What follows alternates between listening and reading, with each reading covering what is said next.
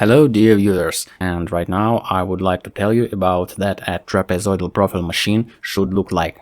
First, I'll tell you about the equipment that operates with coil steel in usual thickness range from 0.4 mm to 0.7 mm.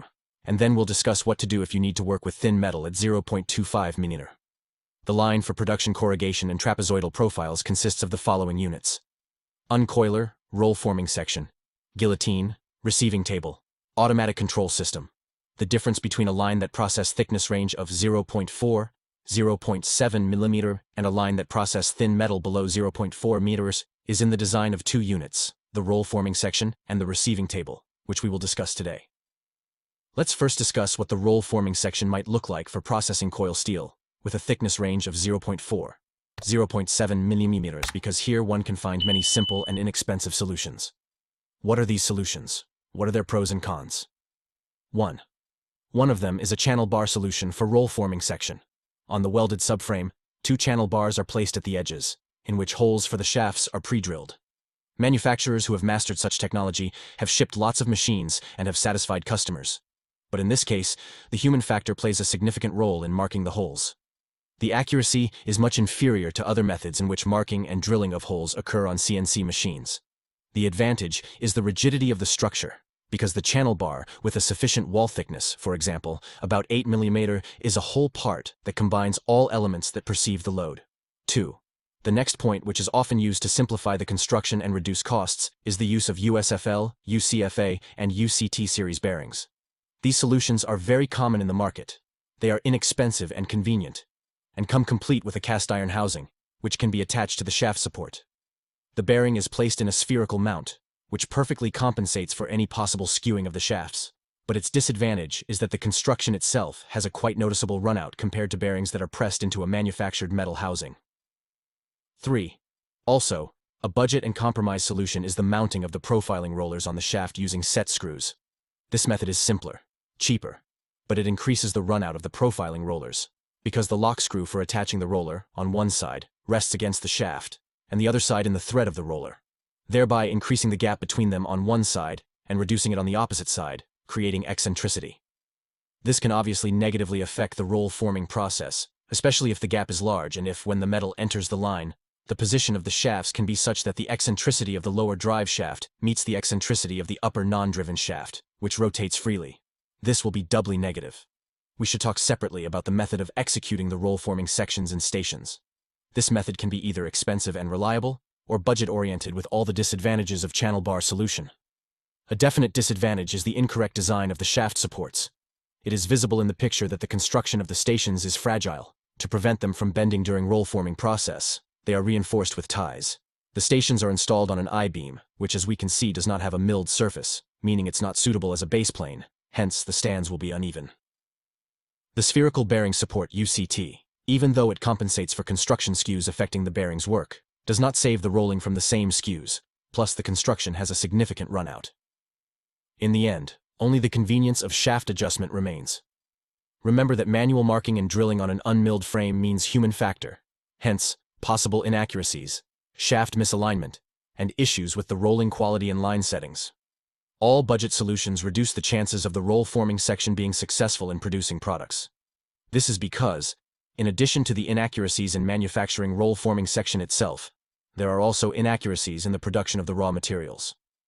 Let's consider this blueprint of the roll forming section on stations. We see the frame of the machine manufactured from sections about 3.5 to 4 meters long. Such length is due to the difficulty of finding a milling center that can process a larger product. In our case, the product is a single section approximately 4 or 1.5 meters in size. Initially, surfaces in the form of a metal strip about 25 mm thick are installed on it, which is attached on each side of the machine, or a sheet that covers both sides. After all this, it is sent to a CNC machine that mills and drills holes to form the base surface on which the stations are installed. The sections are subsequently connected and aligned along the base surfaces. Stations are installed on base surfaces and fixed into pre-prepared holes. Properly manufactured stations have sufficient metal content and rigidity to do without unnecessary ties and calmly withstand the loads during roll forming. One of the milled parts of the stations also serves as a housing for the angular contact ball bearings, which can also withstand a small axial load arising from the thickness variations of the raw material and asymmetrical roll forming. In the photo, we also see that the rollers on the shaft are attached using spacer rings.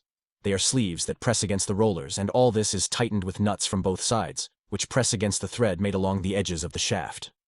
Let's return to the drawing of the roll-forming section, on which we can see that each section has its own motor reducer and a single chain that transmits torque to all the stands of that section. This minimizes the delay in the start and stop of the stands remote from the motor reducer, and the motor gearboxes are synchronized with each other by automation.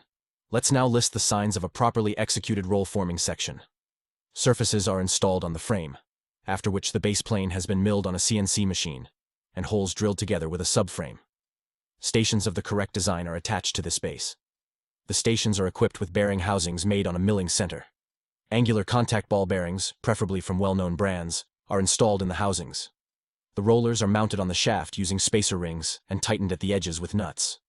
All this allows you to fully use the advantages of the roll-forming section design method at stations, and these are positioning accuracy, ease of operation, and predictably good quality of the products produced. Among the disadvantages, this is a much more expensive solution, because if everything is done wisely, then you get a lot of parts made on CNC machines. And so, we discussed options for equipment that works with raw materials, with a thickness of 0.4, 0.7 mm. Let's move on to the line where raw materials with a thickness of less than 0.4 mm will be used. In some countries, there is no such trend, but in some, they are already thinking about producing profiles for fences from coil steel with a thickness of 0.25 mm. Despite the fact that the metal is thinner, there is less load on the tool during roll forming. Producing high-quality products, with the correct profile geometry and without defects, is much more difficult than if we used raw materials with a thickness range of 0.4–0.7 mm. I don't know exactly why this happens. Perhaps it's due to the fact that when they try to make the metal thinner, when roll forming it out with rollers at a metal mill, the steelier it becomes. If anyone can say more precisely what is happening here, please share your thoughts in the comments. So, what should you do to roll form such a capricious metal with high quality and without defects? If you look at how thin metal behaves, it is similar to the profiling of very hard raw materials, with an overestimated yield strength. But if you send a sample to a laboratory, you will most likely get normal results. If you are interested in the topic of raw material indicators, how and what they influence, then I suggest you watch a separate video on this topic. The link will be in the description.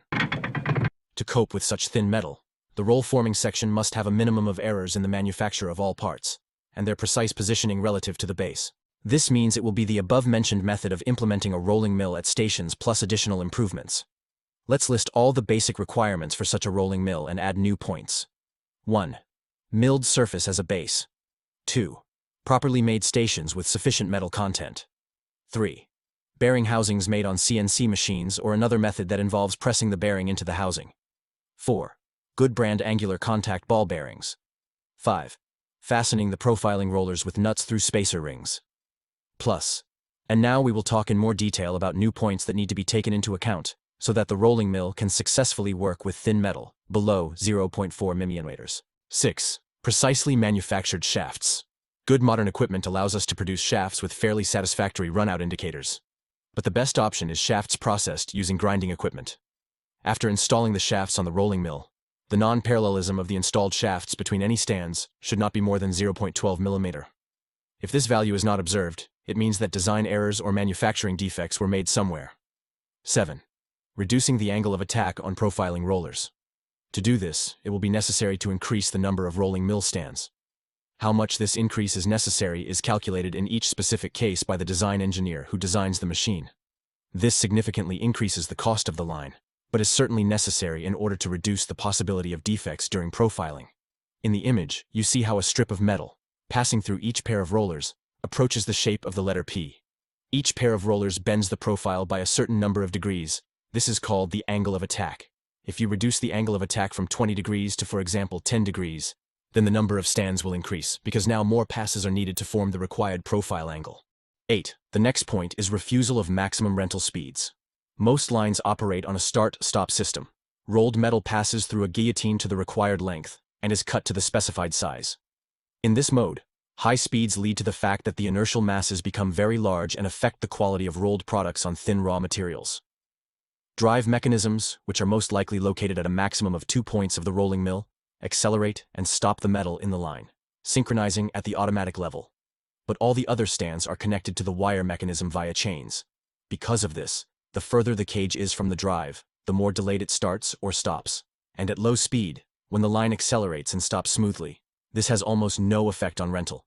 But when they try to reduce acceleration or braking for the sake of increasing productivity, this problem arises. If there is still a need for high productivity, then it is worth taking a closer look at the line where the profile is cut in motion. But this will lead to an increase in the cost of the line, because in this case, the design of the guillotine and receiving table will become more complex. 9. The next point is the radius on the profiling rollers, which should be calculated closer to the minimum limit of the thickness of the raw material. Typically, a design engineer making profiling rollers calculates this parameter based on the average value. For example, if the range is 0.4–0.7 mm, then the radius can be made 0.55 mm. In this case, high-quality rolled products are achieved over the entire range of thicknesses. But with thin metal, if the client wants to roll, for example 0.25 mm, then the radius of the rollers must be adjusted to this case. Maybe this radius will be 0.27 or 0.3 mm. The designer decides. In theory, the radius on the profiling rollers should not be less than the thickness of the rolled metal with which they will have to work. But we can say for sure that it will be impossible to roll 0.7 mm thick metal with the same rollers and obtain the desired geometry with tolerances. Due to such sharp radii, the corrugations on thick metal will gather much closer together, and the profile width will be significantly reduced. There will also be severe wear of the profiling rollers, and defects in the paintwork of the raw material may appear. Adjusting the gaps between the shafts alone will not help solve this problem, because by raising the upper shaft, you will increase the horizontal gap, and the vertical gap will only partially change. To change the vertical gap, you also need to move the rollers away from each other. But this won't work out that easily, because they are made to size along with spacer rings. The ideal option is to have two lines, one for normal thicknesses, the other for smaller thicknesses. Perhaps manufacturers are ready to experiment with variable radii and sizing stands. But how will this affect the quality of rolled products over the entire thickness range? Will it be conveniently effective? If someone has already researched this issue, write your opinion in the comments. 10. The next point is the placement of finished products in a pack. After passing through the guillotine, the profile falls on the receiving platforms, which hold it until it is dropped, and then open and the sheet falls from a height of about 1 meter onto a pallet or a bundle that has begun to form. But on thin sheets, when dropped from such a height, defects will form. Therefore, it is necessary to provide mechanisms that will reduce the height and speed of the sheet falling. This could be a lifting platform that lowers down as the pack accumulates and air cannons. I would recommend limiting the fall height to no more than 300 mm. This completes the improvements needed for the thin sheet metal processing line. But I would like to say something separately about the raw materials themselves. Metal is different from metal. You can bring a coil of metal with a thickness of, say, 0.25 or 0.3 mm to a supplier who will agree to make such a line for you. The supplier will make it, test it, you will accept it, and everything will suit you. But when you order new coils from another metal mill, or even the same one, but it will be a different melt, it is far from a fact that the line will be able to roll everything efficiently. Perhaps the line settings will help, but it's not a fact that it will be easy and simple. Prepare to have to take samples to the laboratory to understand the characteristics of the metal, because if the yield strength indicator is at or exceeds the highest permissible value, the line most likely cannot be adjusted to remove all defects. To summarize, if you have sufficient funds and want to get the highest quality equipment with the minimum of problems, consider the machine at stations with the correct design.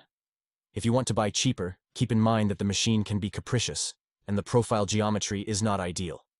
And if you need a line that will work with thin metal, immediately take into account all the features that we talked about above. I hope the video was useful to you. Like and subscribe to the channel. New episodes will appear soon. If you want to suggest a topic, write it in the comments. You can support my channel. Anton was with you. Good luck to all of us, and see you soon.